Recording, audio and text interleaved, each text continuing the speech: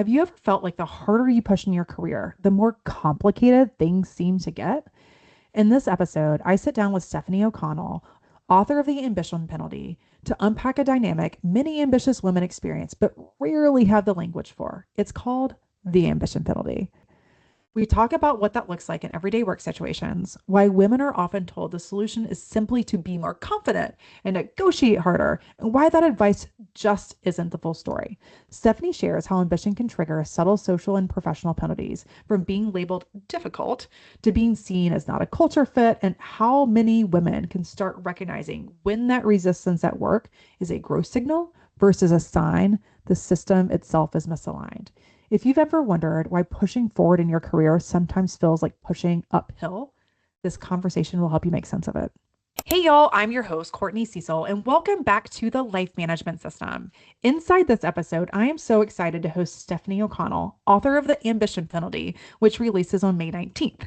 So I think it's very much worth noting for you that the formal title of Stefanie's book is The Ambition Penalty: How Corporate Culture Tells Women to Step Up and then pushes them down. So now you can appreciate why she is such an appropriate guest here. And Stefanie, in addition to this book, just largely doesn't play small on authority. In addition to being a mom herself, she is an award-winning journalist covering money, power, and ambition in publications such as Bloomberg, Newsweek, USA Today, Business Insider, CSNBC. You kind of get the point. She's also wrote, host, and co-produced Real Simple Magazine's Webby Award-winning podcast, Money Confidential. So clearly an authority and a power to be reckoned with. Stefanie, we are so honored to have you here today. Welcome to the Life Management System.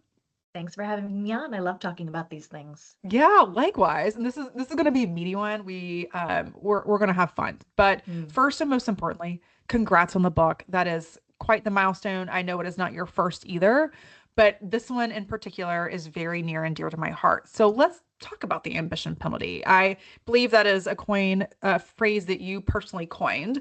But for listeners who are hearing that for the first time, how do you define it and cut it down for us in plain language?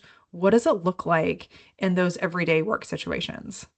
Sure. So the ambition penalty is a phrase I coined to speak to the ways that women's ambitions, particularly ambition that is public and professional and reward and perceived as high value, is often weaponized against them in ways that is not true for their male peers. So even the word ambitious itself can be seen as something negative depending on the pronoun you put in front of it. He's ambitious. What a go-getter. She's ambitious. What a bitch.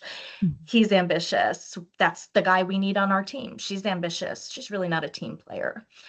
And more concretely, this is not just about likability or fit or other kind of nebulous things.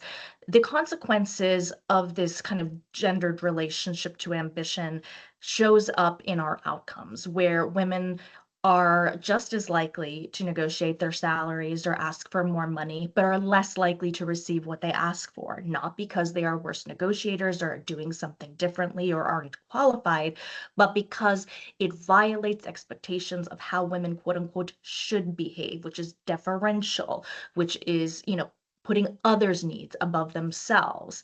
And so the very things that women have been told to do to get what they want, to get ahead, to advance in the ways that they want to, are being held against them in a way that is not true for their male peers. And this is not to say that this always happens, that women always experience backlash when they speak up or advocate for themselves or display their confidence, but because they are more likely to experience penalties, to be discounted, to be overlooked, to be cast aside for it, it facilitates the same kinds of gender gaps that we've seen in the workplace for decades, even as more explicit gender discrimination may be falling by the wayside.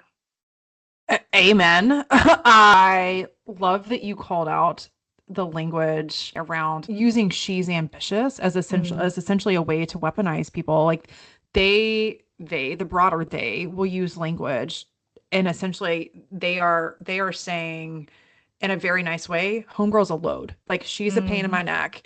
And it's just really unfortunate that we have created the space in corporate America for a language like that to persist. I do Um, want to say this is not only a corporate America problem. And one of the things I cover in detail in the book is how, yes, absolutely, this shows up in the workplace with real dire consequences for women's economic opportunity. But these are cultural ideals that are held at scale. They are held in the home, in the workplace, in all of our institutions, in our politics and positions of power. And so, what remaking some of this looks like isn't just limited to how this shows up in work. It's shaped by and has to be remade by all of those different intersections and levels of culture and power. Thank you for calling that out. Because my bias naturally always goes to corporate because it's Of where I course. spend most of my time. And you're absolutely right. In fact, just yesterday, I was speaking with a lovely lady in Cameroon, of all places. She is now my first friend in Cameroon. And more or less the same conversation happened with her. Mm, And I think, wow, I know how broken we are here. And yet, somewhere like that, 100 years behind where we mm. are. So it's just a shame that knowing that as much progress as we have made in America, we still have a lot to go, and we are light years ahead of so many of these other countries. And I will say that understanding these dynamics is also really important in understanding why gender gaps persist, even in some of the Nordic countries that are more advanced than we are. There's often this conception that, if we simply had all of these kind of social safety net policies in place, which I actually do support and I think are really important, that gender gaps would simply disappear. But we know that it isn't just about the policy. The policy has to match with the cultural attitudes and the norms. And if you are in a position where a policy is available, but people feel stigmatized to use it or shamed, and that differs across identity, then you are going to be able to recreate the same unequal outcomes, even if the opportunity looks the same. Yeah, I mean, you're exactly right. So I'm gonna link an old episode in the show notes for anybody listening. It's episode 70 with Amanda Littman on why modern Mhm. work is burning out caregivers. But we talk a lot there in that episode about how now, thankfully, organizations are starting to evolve the benefit around what they provide male caregivers regarding time off in order to equalize. Mm, But the problem is, to your point, Stephanie, there's still a stigma for many men around either what people actually do think of him if he uses time off to be with a newborn or care or any caregiving responsibilities for that matter, but also the pressure he puts on himself where he feels like he can't do it. He can't possibly justify that. And I think part of what really matters in the conversation is helping not just normalize it, but understand how it actually contributes and is healthy, not just to the family that's mm. experiencing it, but to the global economic outcomes and equality goals at scale. And I will admit full-handedly how biased I was about that in the beginning myself, because I remember having my first, I was, I mean, I was quite damaged physically. And I remember thinking, gosh, it is so unfair that we are fighting for men to get equal equal time off when I just went through hell and back to have this baby. Mhm. And that's not at all my husband's experience. Like, yeah, he suffered a little sleep and that was it.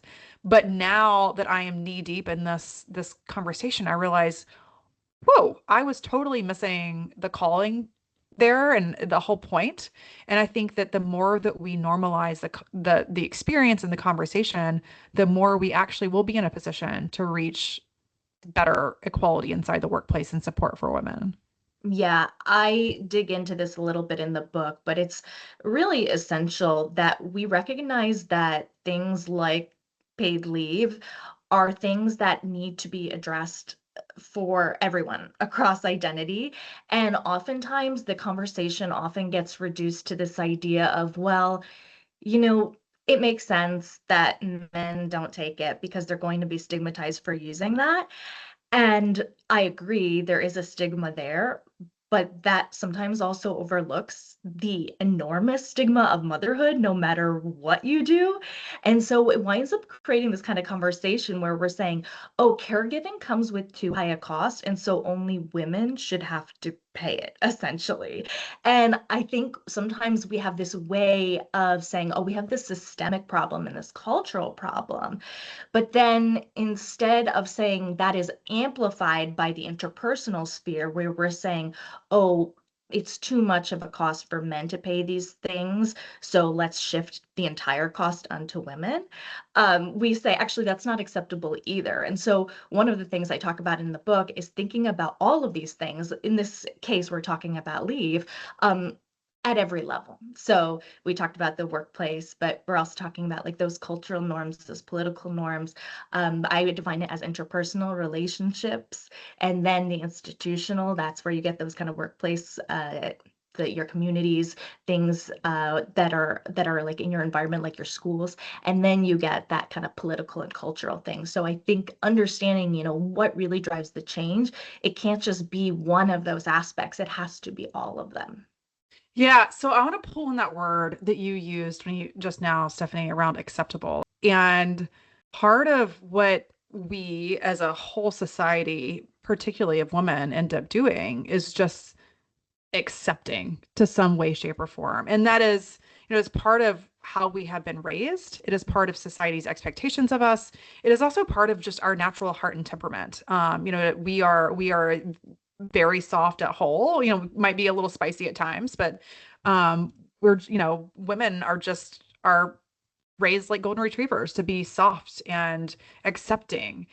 And I remember a time that I think about this a lot, where my boss, who was the CEO and the head of HR, told me, I'm sorry, Courtney, you can't give your DR, who, by the way, also had 8 years less applicable experience than me, his compensation review because he makes more than you. Now, he's a friend of mine. So later it came out and we learned that he made $62,000 more than me.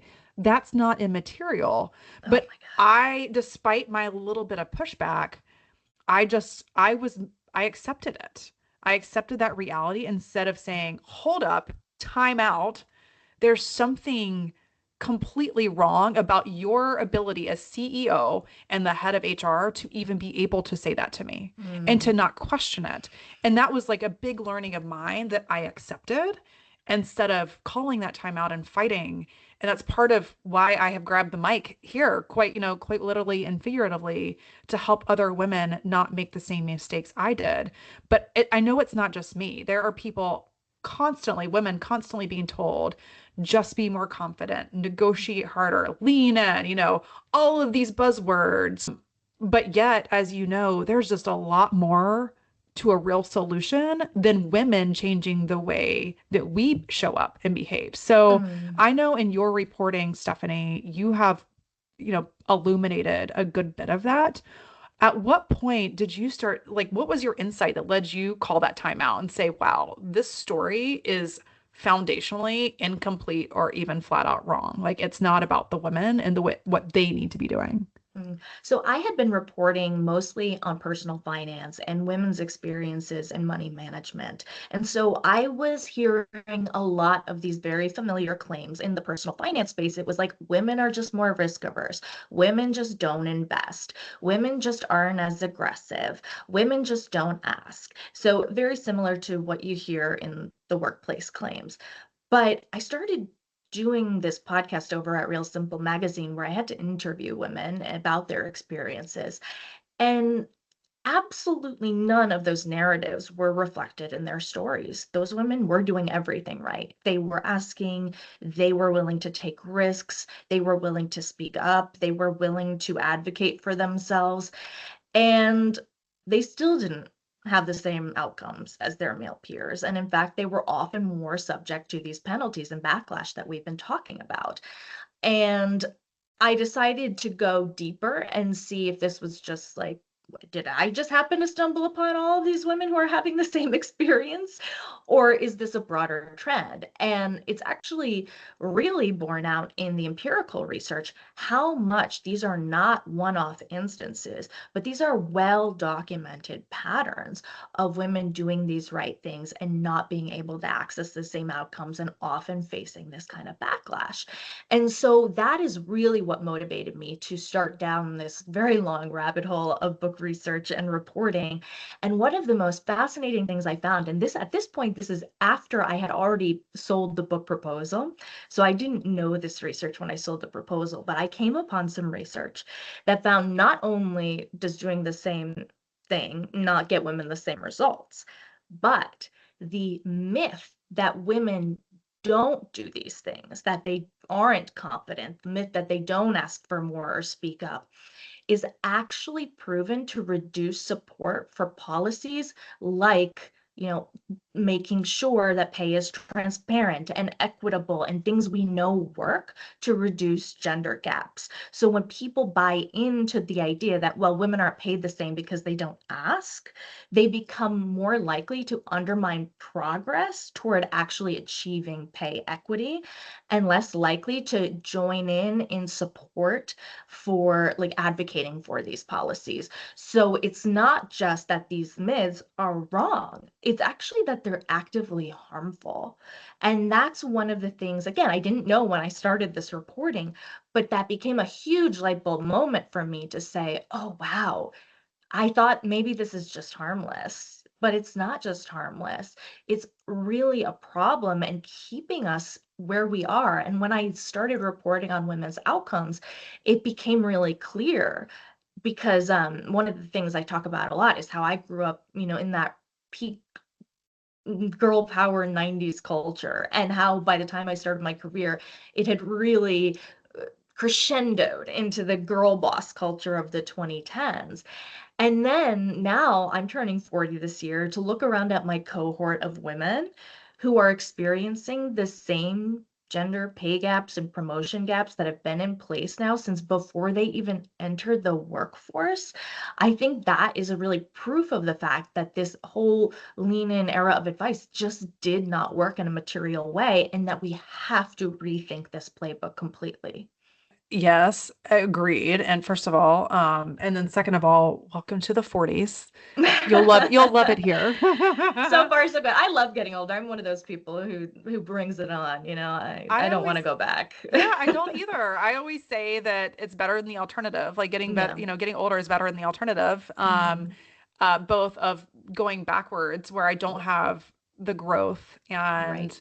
and I every day I'm getting closer to curating the life. And Mhm. also, if you're not aging, then Yes. you're probably not with us anymore. So anyway, but also, so I think that part of to your point, like something the narrative that we're saying and trying to put a approval sticker on is fundamentally not right, and it continues to undermine our success.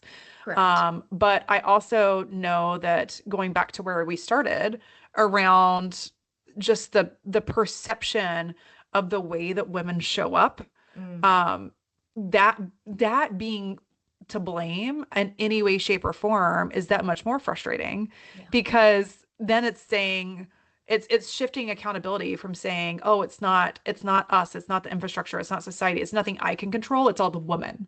And Mhm. that pisses me off just as much. I mean, but that's by design because what does that enable? If you can convince somebody that the problem is them, then nothing has to change. Yeah. No system of power has to change. No one has to reevaluate what they're doing. No one has to think inequality is a problem. They can just say, that's a choice. That's natural. That's a behavior. That's gendered. And my whole book is about going deeply into all of those myths and debunking them because what they are justifications for inequality that are based on lies. Yeah, yeah, I appreciate that. And I'm so excited to read the book, by the way, Stephanie. So let's talk about things for a second that are within the control of the woman.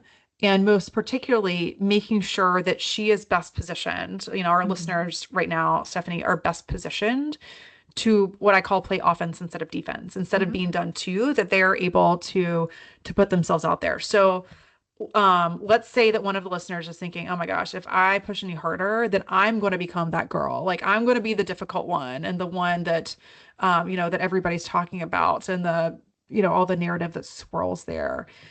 What signs should she be looking for and sleeping with one eye open on to assess whether or not the um her ambition is being penalized as Mhm. opposed to being appreciated and rewarded? Yeah, so this is a great way of framing this because oftentimes the focus is turned inward. It's about, okay, do I ask nicer? Do I ask calmer? Do I ask this? And it's all like me, me, me. What do I need to do differently? But this is turning the focus to the environment, and that's really what my framework is about, as you're saying here. And how do I know that I'm in an environment where my ambition is going to be championed and supported versus an environment where it's going to be penalized and I'm going to receive pushback? First and foremost, you can tell pretty quickly these things in terms of like how people are responding to you and how supportive they are relative to the other people who are your peers. But I think having information networks that you are being connected to other people who are both either in your company or in your industry more broadly, that are not just conversations around people who are at the same level of you, as you, but also with women specifically and other marginalized identities who've had to deal with these roadblocks specifically, is very important because again, the script for advancement is not the same for everyone based on identity.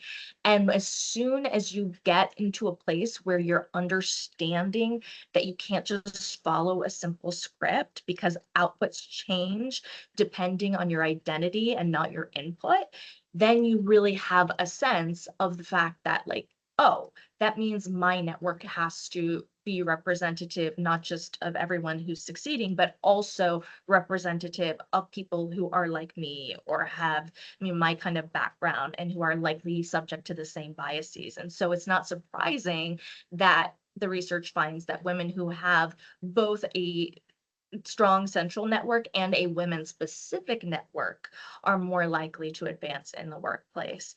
And I think those are the people who are going to tell you, either within your workplace or in your industry or in the workplace more broadly, what those kinds of green flags are, what who the people are that have helped them and championed them, who are the people that they do need to look out for, and then where are the organizations that have that same kind of information.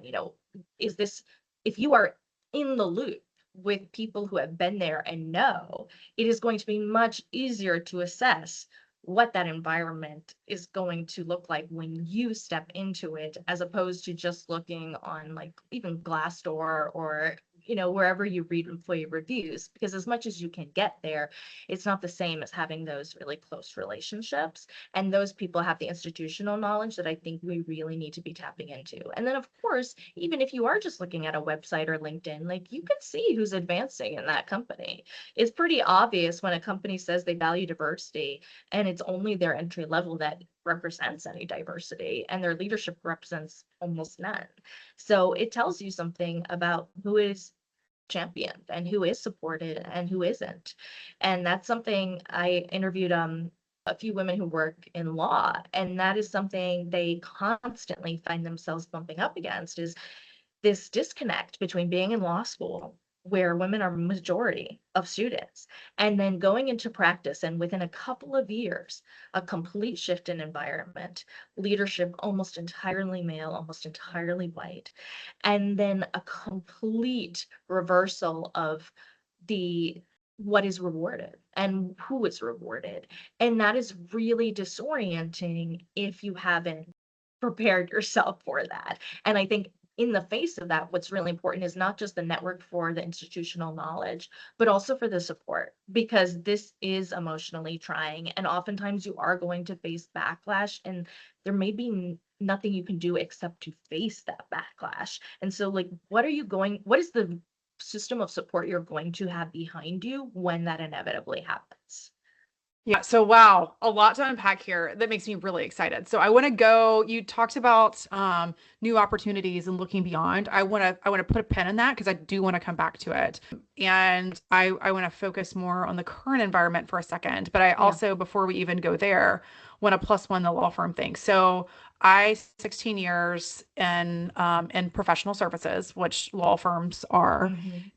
very, very passionate about the topic that you just shared. In Yeah. fact, I mean, most of my business clients now are all in the professional services space because, to your point, Stephanie, there is such a gap between what entry level equity looks like and Hmm. what it looks like in the like pre-partner level. So most of my focus does tend to be in the consulting public accounting side of things and that senior manager director level, which, same equivalent um, with law firms. It's right before people make partner. That's when we bleed women. Yeah. And you talked about, I think the language you specifically used was a women network. Hmm. That's missing. It's missing. And I will say that for essentially every single woman I worked for, was hands down more supportive and more empathetic and like would take me by the bootstraps and bring me up with her.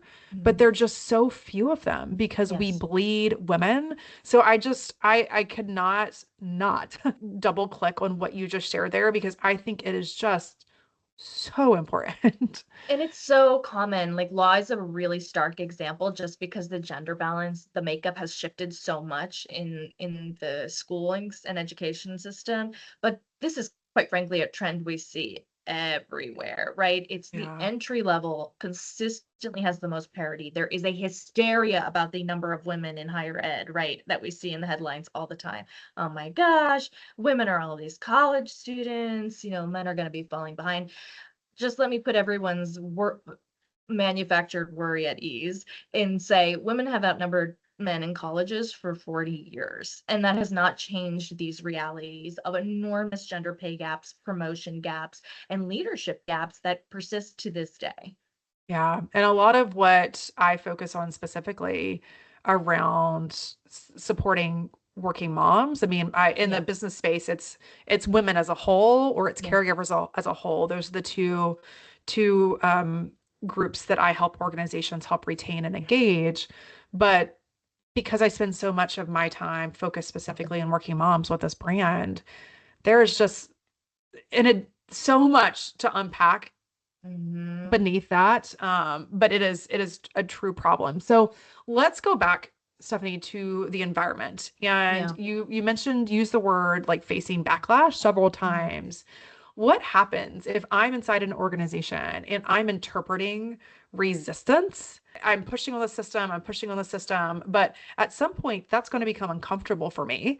At what point do you believe somebody needs to interpret that as like, I need to call a timeout here. This is probably unhealthy resistance, and I need to move on and find a different environment versus I can make a difference here.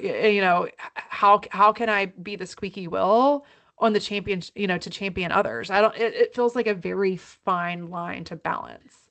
It's incredibly difficult. So my thoughts on this are that actually you should always be considering outside opportunities all of the time, no matter what position you're in, because you are just you just don't know what life is going to bring you in your own personal sense, but you also just don't know when these kinds of problems or pushbacks are going to come up, and you also don't know what other opportunities might be available to you if you continue to keep your focus outward. So I think my mantra is kind of like always be looking outside of your current environment because there might be a better fit, and you always want to have options for when something like this does happen.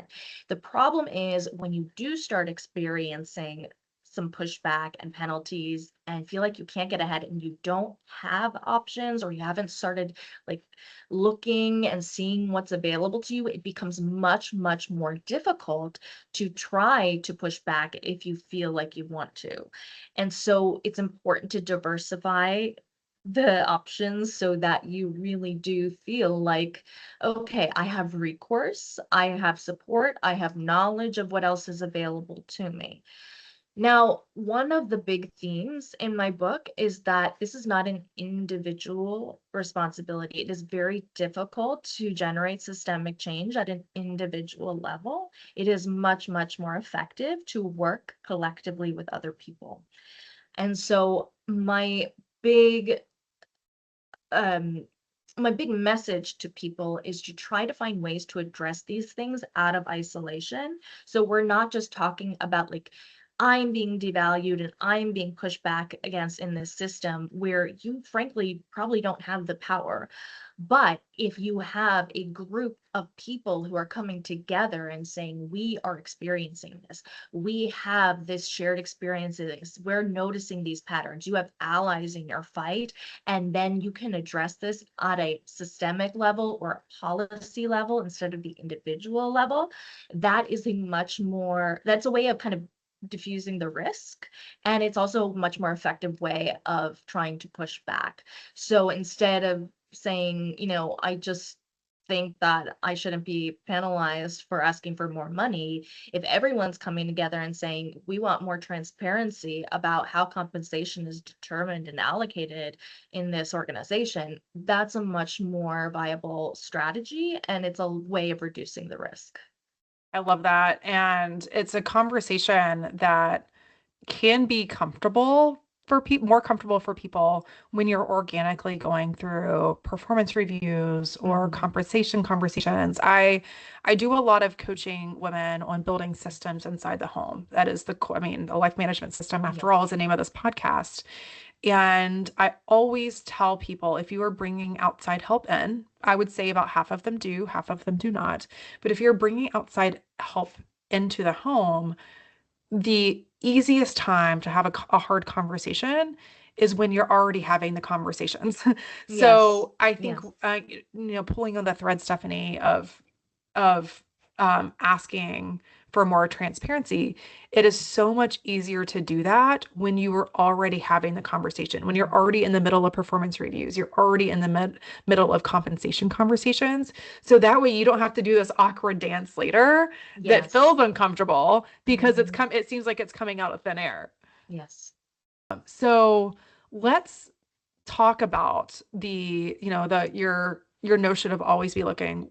Mhm. Absolutely. It is also how I learned how much I was devalued inside Yeah. my last Yeah, organization. it's information. That's the other piece I didn't even say. It helps well, actually, I am being severely underpaid. You don't have to know necessarily your peers' um, compensation, but if you get an outside offer, that'll tell you something. That'll give you important information about how much you're really being valued where you currently are and what else is available. Yeah, and I felt too this shift inside me when I started looking again. I was with that organization for 16 years, and 14 of those 16 years were absolutely bliss. I mean, I really, really, really enjoyed it. Even though it was work, I had so much fun. And then I had two really bumpy years. One was where I hit burnout. I will actually, for any listeners, I will include my 3-minute burnout quiz in the show notes so you can see where you're leaking energy. So one was the burnout year, and then the other, a whole other set of conditions. But when I started looking, I felt the shift inside of me where it felt like I had the power again. I took the Yes. power back from the organization, and it allowed me to stand with my shoulders back in a completely different way and engage in a completely different way because I no longer felt stuck. And Yes. that mattered.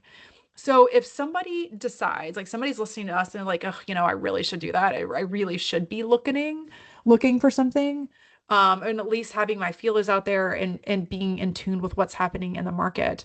What are some things that the green and red flags, using your language, that they Mm. could use to assess whether a place is actually going to support their ambition or punish them? Yeah, so in addition to seeing who's advancing in that organization and what the leadership looks like, and if that distribution is reflected throughout the organization, and not just if all the diversity is concentrated in one place, that's always a red flag.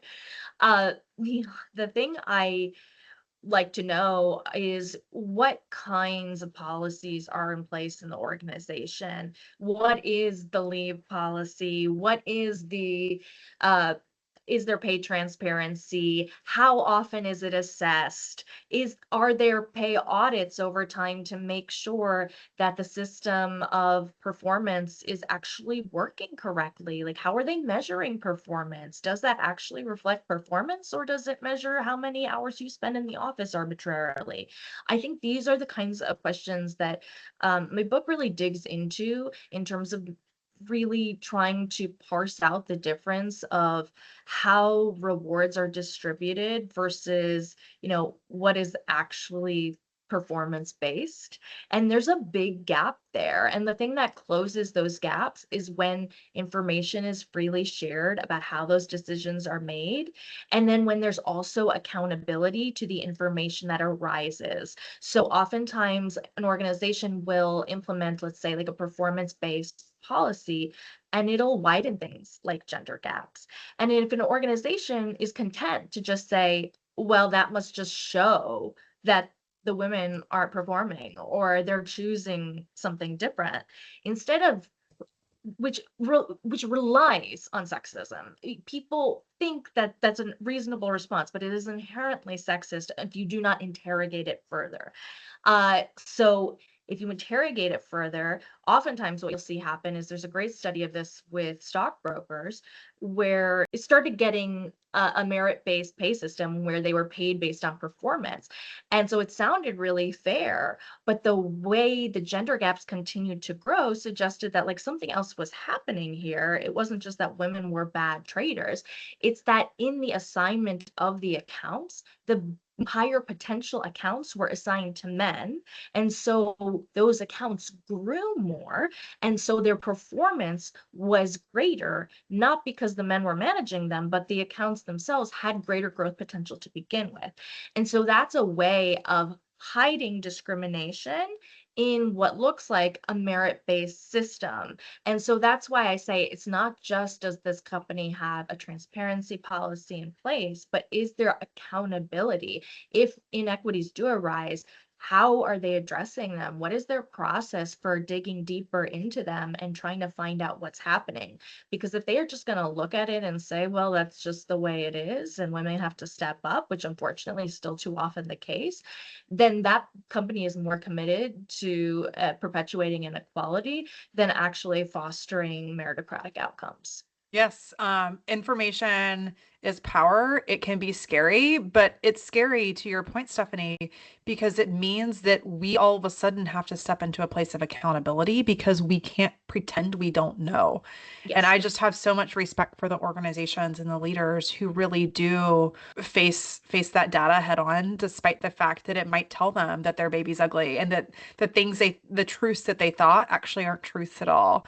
Because so often the leaders that are leading pretend the gender pay gap is because women are opting out or they like Right. confidence. And as you've continued to reinforce, that is just foundationally not true. Correct. And I just want to say that these are assumptions we've all been hearing our whole lives. So this is something that is happening pretty much everywhere. And you should assume that when there is transparency, these gaps are going to appear. Of course, this is not just true across gender identity, it's true across so many different intersections of identity. And so it's not to say, if you're seeing this inequality come up in your organization, you're a bad person. No, we've all been kind of indoctrinated into these cultural ideals of what power and leadership is supposed to look like. And that ideal is really incongruous with what we've been told, women are supposed to be and behave like. And so that just generates gaps that we have to be committed to saying, oh, I didn't realize I was treating this person differently based on their identity, even though they did the exact same thing as their male peer. I didn't realize I was generating a different outcome. It seemed fair. Okay. Like that's kind of a human instinct. But what is not acceptable is to say, I'm just going to leave it at that, because that is Yeah. where the problem is.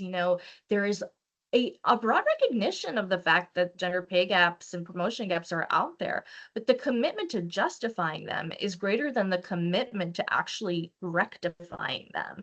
And that is something I find incredibly just mind blowing. Yeah. It's mind blowing just to be like, well, it makes sense because, and I'm like, the only way that makes sense is because you deserve, women believe, to be paid less. Yeah. And people won't say that. They will come up with all of these manufactured claims. And that's why I wrote this book, because you can debunk every single one of those claims. And what I want to do is not just do that, but create a commitment to saying, okay, and now what? What are we doing that is reinforcing these gaps instead of rectifying them? Yeah, yeah, and I think that to your point, it's fabricated accountability. It's Mm. saying like, oh, I am doing something about it by X, Y, and Z, but they're the finishing touch on the top of a process that's not actually fixing and addressing a root cause. Yeah, it's like a panel that features one woman. That's not helping an organization, right? I just wanted to give another example of the way these kinds of biases play out and then hide themselves. There's a great piece study that I cite in the book where candidates were being hired for the role of police chief, and when women had a higher ed degree and less street experience, then the managing team who was doing the hiring would say, well, a higher education doesn't really matter for this degree. And so they would hire the man who had more street experience. But when the roles were reversed and the man had the higher education and the woman had more street experience, they just changed what metrics matter. They just said, Mhm. the people hiring said, actually, what we really need is someone with a higher education for this job. And so, again, you have a really clear example of the way, often organizations will say, okay, we're committing to this policy of equity, and we don't have a bias problem in our organization. And I think this is a really good example of the way the bias hides itself. You just change what metrics matter, or you disguise inequality through like creating different assignments, even though it looks fair, it's not fair. And so I think you have to start with the assumption that it's unequal. Just assume that what you're doing is biased, and then work to make it less biased, instead of assuming you're not biased and then saying, well, that just makes sense. Yeah, so it doesn't mean that just because there is bias there that you're doing it intentionally. Yes. But when you learn, that's when you take action. It's, hiding from the truth and trying to pretend that it doesn't exist is not serving anybody, most notably you and your reputation and your support, let alone the women and other underrepresented people that you are trying to protect and represent. So let's Yeah. pre go ahead. I would just add, like, Yeah. the research is very clear. The more an organization thinks of itself as unbiased, the more biased they are statistically. So I think, again, assume you are biased not because of you as a flawed individual, but all of us being flawed people inside flawed systems, and being committed to making them more equitable. Yeah, being curious about how you can show up differently and how you can Yeah. support that. So let's talk about that how, Stephanie. If I am a manager Mhm. and I I'm hearing this episode and I'm like, I want to make sure that my unintended biases are as managed as I possibly can be in order to dismantle the ambition penalty instead of perpetuate it. So when I think about things like running my meetings and feedback and stretch projects and that sort of thing, those are practical opportunities for me to help manage in a different way and lead in a different way. What are some practical habits and actions that I can take in the way that I engage my team and the people inside my organization? Well, you really have to gather information first. Oftentimes, we have perceptions about what we think is happening that do not reflect what is actually happening, particularly when it comes to women's representation in certain roles or how often women speak. The perception is that women are often being included or speaking a lot more or being more well represented than they actually are. And what that misperception does is it generates a sense of complacency and sometimes even hostility. This idea that why do we have to worry about women's experiences? They're already having just as much representation, speaking up just as much, having just their ideas heard just as much. uh, those perceptions are often way, way off. It's another thing I document quite a bit in the book, and the disconnect between what people perceive as women's advancement between their actual advancement in the data fuels a lot of backlash to initiatives to try to address equity. So it's really helpful to first gather data about what is actually happening, who is being heard, who is being credited, who is advancing, who is getting those rewards, who is getting the support to access the rewards. And then once you have data, then you can start to compare things. And if you're seeing these patterns emerge. And this is why I'm always thinking in aggregate instead of just at the individual level. My book is really about reframing these issues, not from understanding them as something that is happening to us as individuals to things that are happening to us as people who share a social identity. So not me as a woman, but what is happening to women generally. And that's why it's important to gather data so you have enough to like see, is this just an individual thing, or is this happening at scale? Is this a pattern that is happening consistently? And then you have enough to say, oh, wow, this is an experience that's really diverging for people who are taking kind of the same actions, but having really different outcomes based on their identities. So let's dig into that more. What's really driving this? Are they being spoken over? Are they being overlooked? Are they being punished or somehow not receiving the same access to mentorship and growth opportunities? Are they not being assigned to the most high potential accounts, right? Again, you said this idea of curiosity before. Curiosity is really the name of the game because it's not like this one size fits all solution, because there are a lot of different components to these things, and the solution really depends on what comes up in your data, your information. And that is going to not just change from organization to organization, it's also going to change over time.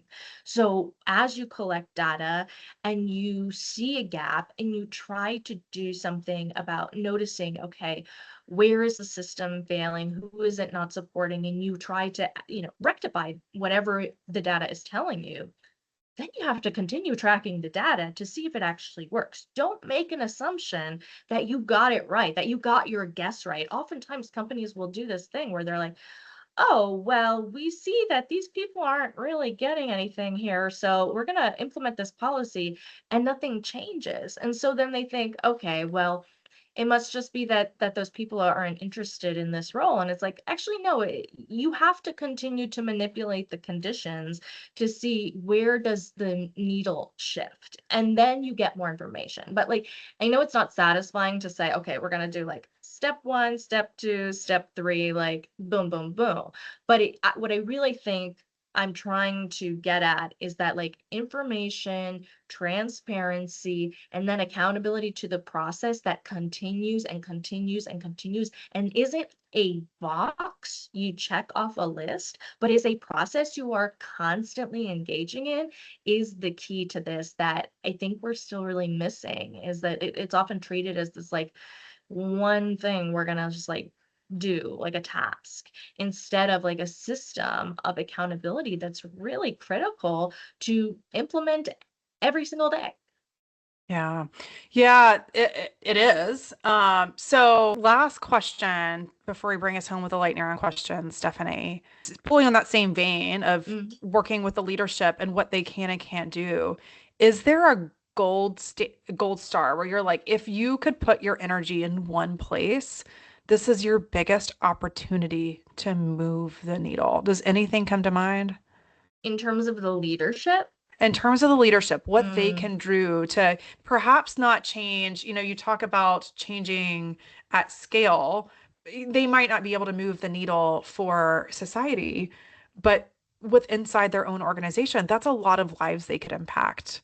You yeah. know, is there anything that comes to mind that you believe is a big opportunity for the leadership teams? I mean, this is very uncomfortable, but I think publicizing all of their data and information is incredibly valuable. And I know people don't want to do that, but we know, not just in pay, but like in terms of everything, we know that as the information comes out, and it's not just within an organization, but publicly, there is more that creates accountability. And we know that caps close in those countries where companies are required to disclose them. So I think any kind of not just information gathering, but information sharing, especially the more public it is pretty transformative. Yeah, I mean, how vulnerable as a leader, but also how bold. And I think that it would be very easy for me as a woman who's quite invested in this topic to grant an organization a lot of grace if they're Yes, missing the mark and they yes, do that, because that tells me I respect that you are trying. And that yes. is that is that matters more than anything, is just the to your point, not having the unconscious bias, but being very conscious that it exists and Mhm. running towards it and saying, I'm still going to challenge myself to do better. Yeah, because we are so, as I said earlier, like there's such a commitment to denial around this issue still. For as much as we've spoken about DEI over the course of the last 20 years, it's pretty striking how consistently people are committed to trying to wave it away, to explain Yeah. it away. Hmm. And I do believe that commitment is still stronger than the commitment to making sure that we don't have these problems anymore. And okay, like you want to step up, like show us that you're Yeah. committed to at least stepping up. And I think sharing information is a really good way to do that, as you said. Yeah. Well, Stephanie, thank you for being here. I want to move on to the lightning round questions that I ask every guest that I have. So the first one is, what's your go-to stress busting activity? So I used to be running, but I'm in New York and it's been freezing, and I have a 2-year-old. So I've been struggling with my stress busting recently. So more, I'm just stressed, but running. No, no, oh no, I know, oh no. But yeah, I mean, there is something to be said for like seasonal effectiveness disorder, because Yeah. I fully believe in it. Yeah, it's brutal. I Um, mean, it's been frigid. It's not just snow and winter and yeah. dark. It's like frozen blocks, piles of snow for like 5 months straight. So, Oh, oh, yeah, that weighs on your mood. It really does. yes, yes. Um, Especially, so not to go too off tangent here, but like I used to go to the playground with my kid after daycare every day, and that was how we ended our day. And I work out before, and it's like, man, it stinks. What are we doing? Just like twiddling our thumbs in the living room all night now. yeah, yeah. Yeah. Oh, okay. So, the good news is spring is around the corner. I It's know. also probably a very like jerkish thing for me to say, but it's supposed to be in the 80s today in Charlotte. Apparently, it's going to be like 75 in New York next week. So it's Wow. been wild. I don't You're know what's up. overdue. Yeah. You're very overdue. Okay, so what is the last book or podcast you loved? Mm, I love so many, but there's a podcast called White Picket Fence that I'm obsessed with, and it's really about deconstructing the nuclear family in America and how that was an ideal that was manufactured and who it serves to support. Interesting, fascinating. Hmm. I would love, thank you for putting that on my radar because I'd never heard of Hmm. it. Okay, last, if you could wave a magic wand, what task would you eliminate forever?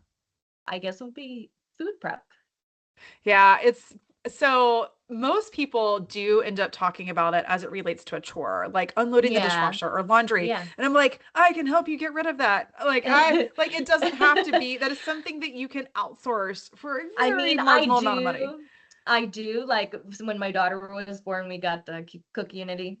Uh, Um, but I don't know. It's just like I get tired of it. Like I actually just need someone in my house 100% of the time to deal Yeah. with whatever I'm craving Yeah, that day. exactly. Whatever is cringing at the And I time. Yeah. can't afford that yet. Yeah. But you were one of the very few people, Stephanie, that at least your head went somewhere else. So Yeah. when I wrote this, the very first thing that came to mind for me was I would love to eliminate having to get ready for bed because that's like an hour Oh, long process and all the lotions and potions and flossing and brushing and I don't know, it just oh, that's so takes so long. interesting. That's not a long routine for me. That's I like I clearly have I just like pass accumulated. out. I just Yeah. pass out. Yeah, that I think that I am the exception. I don't know. I have pretty poor skin, and I think that Mm, like I mm. do a lot to my skin. But man, it is a lot. Okay, so Stephanie, May 19th is when the Ambition penalty is released. Is that lot right? That's right, but it is Okay. available for pre-order. Yep. You can order it right now and it just ships to you when it comes out. And that's really valuable because that's how bookstores determine demand and whether they're going to stock it. So if anyone's listening and it's like, oh, that sounds interesting, please pre-order it. Perfect. Well, I will make sure to link that in the show notes. Absolutely. Stephanie, how else can people find you? I'm on Instagram at Stefanie O'Connell. I'm there a lot. And I have a Substack called Too Ambitious. It's tooambitious.substack.com where I talk a lot more about these ideas. And then, like, beyond the book, how I think it's showing up in the culture on a day-to-day basis and in the news cycle, which is unfortunately very topical right now. Yes, it is. You are correct. Well, I will link both your Instagram and your Substack in the show notes. I will also link episode 70 that I spoke about earlier, my interview with Amanda on burning out in corporate. I will also link my boundaries self-check quiz so you can see where you're leaking energy. But Stephanie, it has been an absolute pleasure having you here. This is a topic as a culture executive that is very near and dear to my heart. So thank you again. Congratulations again on the book. Friends, thanks for tuning in. And if nobody's told you lately, you're doing a great job. You've got this, Mama. And if today's conversation resonates, especially the parts about workplace expectations, burnout, and systems that quietly work against you, the episode you should watch next is episode 70 with Amanda Littman. In that conversation, we zoom out and talk about why so many capable professionals burn out at work. Not because the work is hard, but because expectations are unclear, flexibility is performative, and responsibility is unevenly distributed. It's a powerful look at how leadership, culture, workplace design shape burnout, but especially for working moms and caregivers. So after this episode, go watch episode 70 next. It'll connect all the dots for you between ambition, leadership, and sustainable performance.